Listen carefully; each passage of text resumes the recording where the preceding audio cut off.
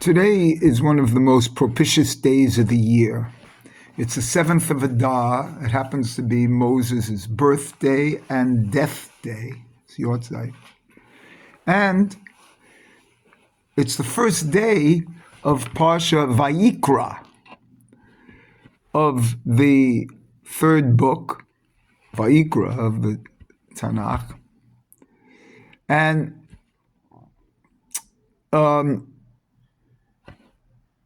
it has the small Aleph, which refers to Moses. And it happens to be the 17th of March, which is St. Patrick's Day. And, there's a lot in Vayikra. Let me just do the gematria of the full spelling of Vayikra. The great secret in the Vayikra spelling is that the Vav, which starts off the Torah here, and the book, is spelt with an Aleph in it. So it's 13. So it's Vav, Yud, Kuf, that's 186, Resh, 500, and Aleph as 111. Now this comes out to be 830. So Vayikra, fully spelt out, is 830. 830 happens to be the years of the two temples combined. The first temple was 410, and the second temple was 420, so that's 830 years. Right now I'm going to add those two units as each temple, 1 and 1, that's 832. 832 for the temples comes out to be Eretz Yisrael. Eretz Yisrael, which is Eretz, 291, and Yisrael, 541. That's 832. So that's reflected in the two temples as this expression of Vayikra. Not only that, if I add 830, which is what we got, plus a kolel, that's 831, and that's Aleph. So the Vayikra with a kolel, with a small Aleph, becomes 831, which is Aleph. So it could be a large Aleph or a small Aleph. The large Aleph that was expressed in Adam, and the small Aleph which is expressed as Moses. Humble. And the 830, or now let's just take the Aleph itself. The Aleph itself as 800, Aleph, Lamed, final pay, 831. 831 is this 830 plus a kolel, a Vayikra. And 831 plus a small Aleph, and a kolel, is 832, and that's Eretz Yisrael.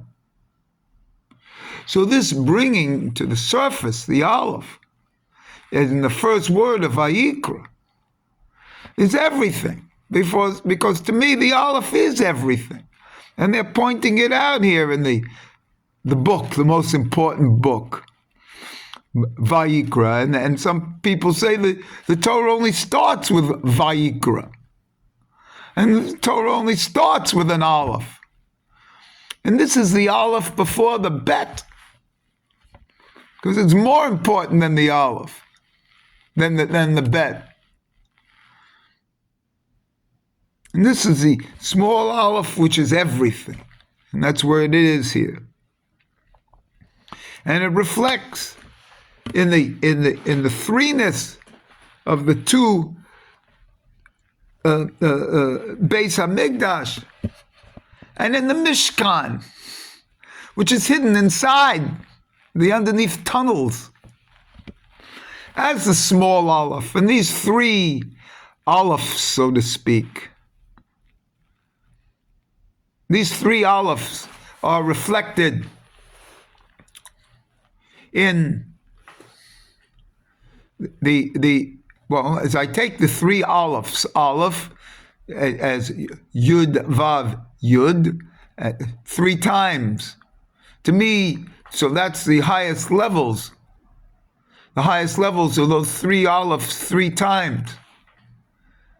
And that comes out to be 78. Yud Vav Yud, 26. Yud Vav Yud, 26. Yud Vav Yud, 26. That's 78. Because the Mishkan and the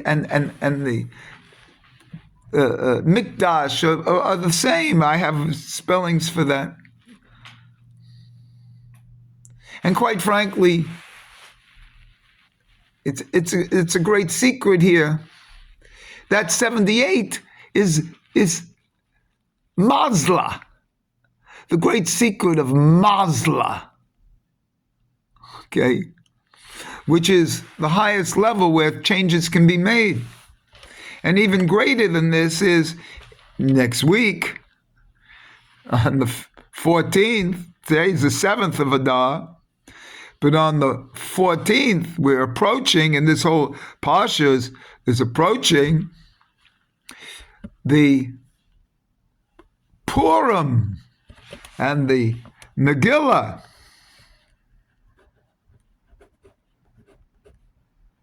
And how do you spell Megillah? See, I've always spelt it Mem, Gimel, Yud, Lamed, Hey. But there's another way of spelling Megillah. That's without a Yud. And that Megillah without a Yud comes out to be Gematria 78. Mem 40. Gimel 3.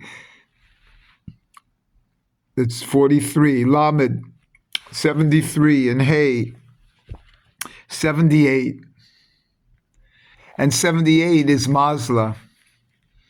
And the whole idea of Purim with its lots, and dice, so to speak. And the three heads here of the three Alephs, and the levels of the two Beis HaMikdash and the Mishkan, and kind of like the whole and Shalem Vehetzi of all threeness. And when you think of this as the three letters of the Aleph, also, but the whole idea of the Aleph is 111, 111 is the number one in three worlds. But it's also 831 is an Aleph, and plus 1, 832. Zeretz Yisrael is this level of Mazla. But for Mazla, at 78, it's these three levels of 3 Yud-K, Vav-K, where changes can be made. And as we see, these changes can be made in the highest levels, and are in the highest levels of Purim. And that's when you spell the Megillah without the Yud. And there are other relations that I'm going to be showing of how to spell with a Yud or without a Yud. In the letter Tov, is it Tov Vav or Tov Yud Vav? In the concept of tefillin, is it spelled with one Yud or two Yuds? Is it 570 or 580?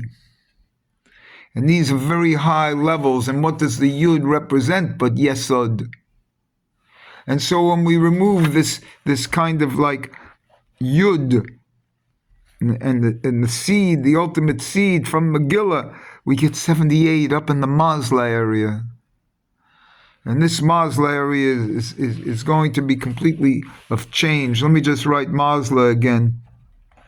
Mazla 80, 73, 74, 111, that's 8, that's 15.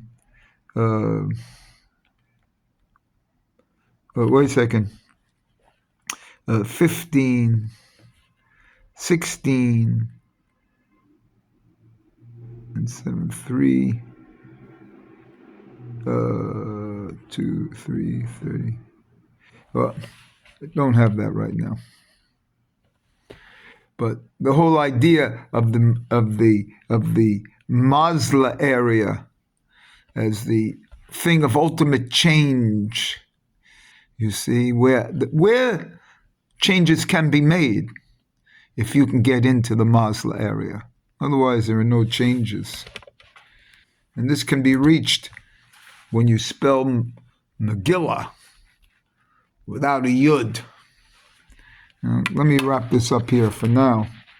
But I obviously have a lot to say about this on the level of Vayikra and the first day of the reading of the preparation for this Torah portion next week. And the daily reading happens to be today with the first day of Vayikra and Moses' birthday and Yotzeit.